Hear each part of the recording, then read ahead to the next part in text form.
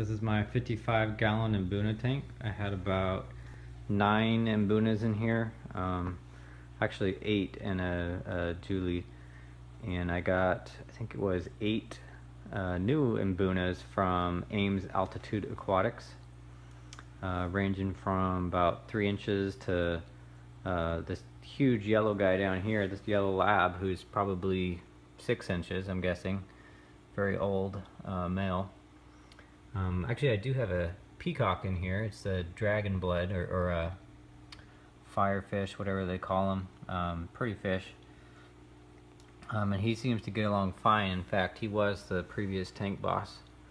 But the yellow one came from Ames Altitude, as well as this Johanny over here. There's a guy up here. I honestly don't remember what he is. I've got them all written down.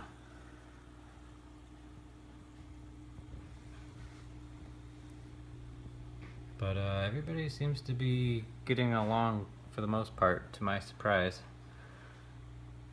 I put all these rocks in there to try and give them plenty of places to seek refuge.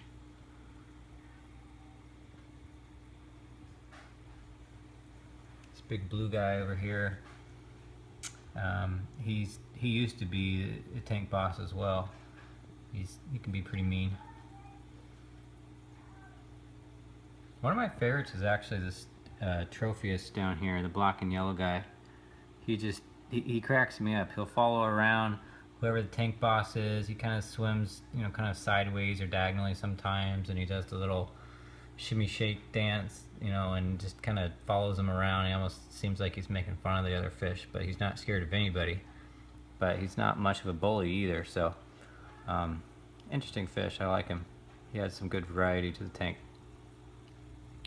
I've got a new 75-gallon tank upstairs in the master bedroom I set up, and it is entirely a peacock and hap tank, and all of those fish are, for the most part, actually I think they're all juveniles.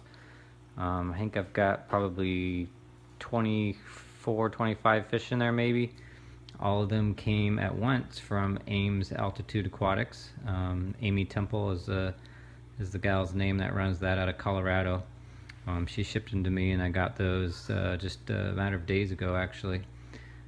So they're all young, not a whole lot of color yet, but within a matter of months they'll have a pretty tank. So I'll do another video on that one shortly. Alright, so here is my 75-gallon tank. It was just set up 2 weeks ago.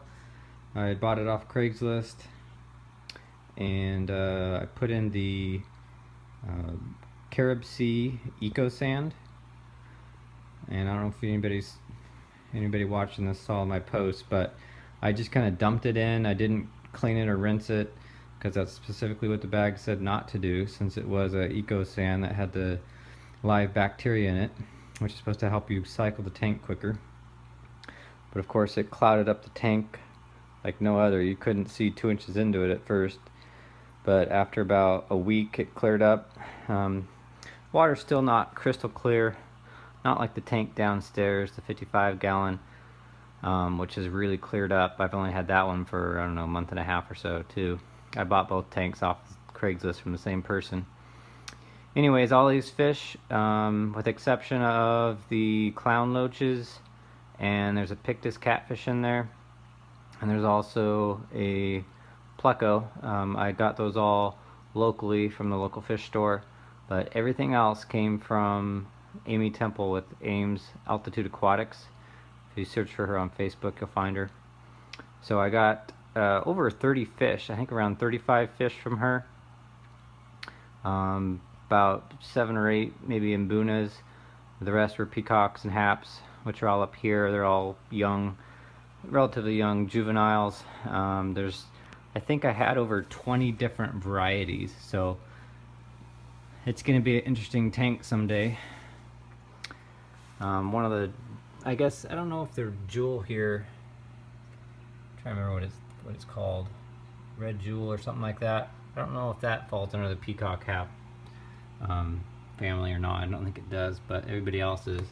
This little guy here, it's a venustus, So he's probably one of the smallest ones in the tank, but he'll probably be the biggest one in a few years or less, maybe much quicker. And then I've just got a whole wide variety selection. I'll have to post on Facebook a list of all the fish that I got from her. But all the fish I picked are going to be pretty fish, you know, if they end up being males. So a lot of the fish where they're unsexed, I end up getting 3 or more of them, just to make sure that I end up with a male, so I get some good color. I've got 2 canister filters on this tank. They're both Suns. One's the 5-stage, 500 something gallons per hour, and then I've got a small 3-stage one that's only like 250-ish gallons per hour. I've got biohome ultimate media in it, along with a bunch of different mechanical filters and polyfill. I did order some Purigen and some ChemiPure, so I'm probably going to give those a try. It'll probably help this tank clear up. Because if I do a side view here, you'll see it's not the clearest yet. But then again, it's only 2 weeks old, so. Anyways, my son's here to make noise, so I guess I'll end this video. Alright, so just a real quick video here. So the other fish I got from Amy Temple with the Ames Altitude Aquatics, as my son's getting in the way here, I had gotten some mbunas from her that ended up being way smaller than she had thought that she had. So they're really too small to put in my 55-gallon tank, which has mbunas that are anywhere from 2.5 to 3 inches to probably 6 inches. So I put them in my daughter's glowfish tetra tank, which is a little 10-gallon tank I have in her room. So they seem to get along just fine with the tetra. That nobody's bugging each other yet, but eventually these will get too big. So there's 4, I think they're called yellowtail, ACEI, I'm not sure how you pronounce it, but, and then there's a little Johanny there as well. So I got 5 little ones, and when they either get too big to start bugging the other fish or whatnot, I don't know where I'll put them. I'll probably put them in my quarantine tank to grow them out a little bit bigger before I can add them to the big mbuna tank. But that's the other fish. No, that's not bug.